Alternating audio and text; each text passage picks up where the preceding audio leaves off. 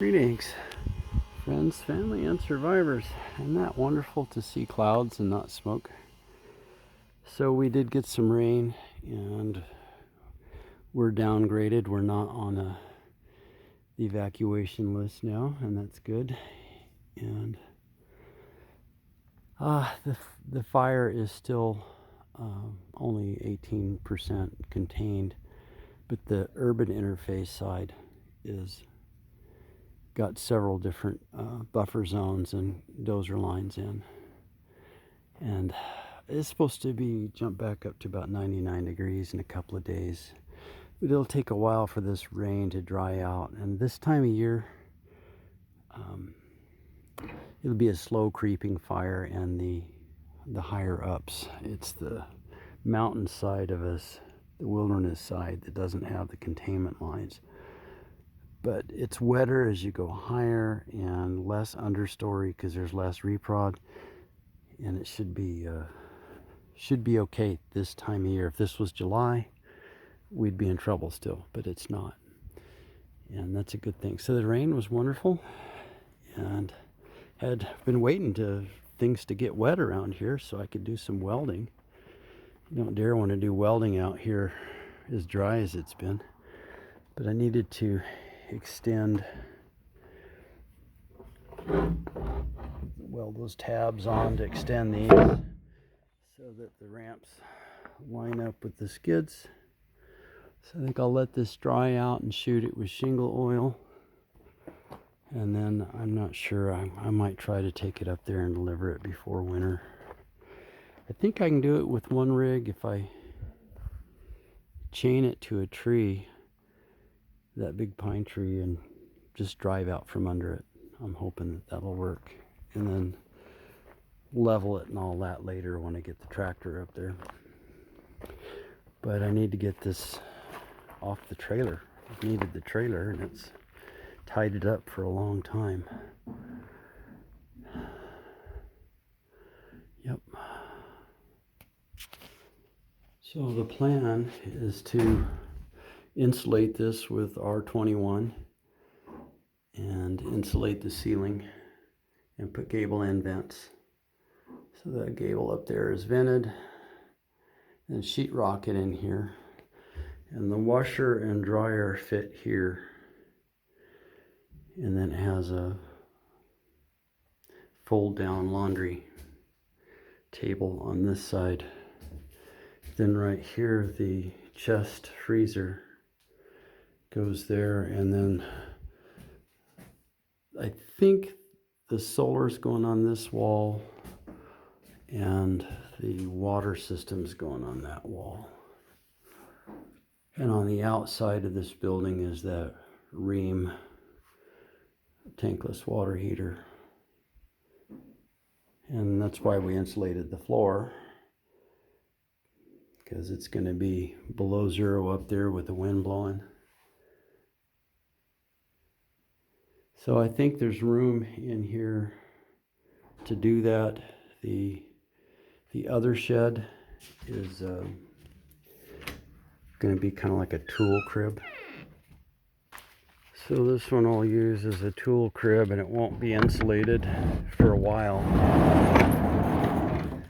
And I'll put power and lights in here and some benches so that I can work on homestead things. Right now we're using it to store solar equipment, and we need to build one more of these. And originally the third shed was going to be 2x4, and I was going to use it for the tool crib, but we might as well do it out of 2x6 now, because what I really am going to need is a pantry and something that I can insulate well enough that the jars won't freeze and cans won't freeze, that sort of thing. Anyhow, I'm waiting on parts for the beast, and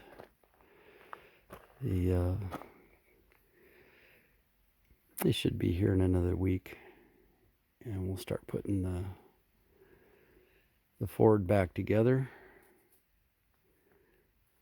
because we've got a big sawmill order I've kind of got the mill tied up right now with all the parts next to the mill. Tranny's out there. So I just need to get it going. Yep.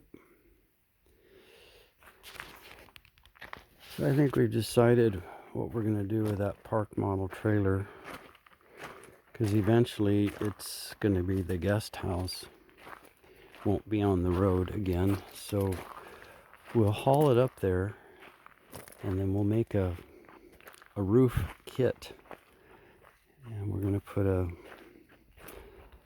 lock seam high rib roof over the whole thing, and that'll give us the ability to insulate the roof and actually have some eave overhang, and a roof that extends out over the 3 different slide outs and over the front sliders, so that could be extended for a porch as well. So we'll go ahead and build the roof here but assemble it there. And so we'll just do it with our prefab trusses, just like in here. We make our own trusses. These are all homemade.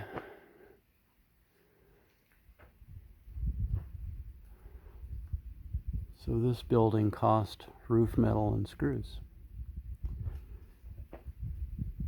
The power poles were given to us. Yeah, I did buy some steel for the footings, that kind of thing, but that's kind of how we roll. Yeah, I'd like to buy prefab trusses, but it gets expensive, doesn't it? That trailer was so heavy when I backed that shed down. I got in the mud right there, and the tractor wanted to take off, and we almost ended up in the creek. There's a small creek that goes through the seasonal creek on the other side of the driveway. It wanted to pull me right into that thing. You can see the skid marks there where I was getting my tractor sideways. I wasn't happy, but we did get her fixed and up the hill. Got the welding done on it, and gonna shoot some shingle oil on it in a couple of days, and then I just might take a day trip up there and deliver it. That would be a good thing. All right, hope everybody's doing well. Have a blessed day.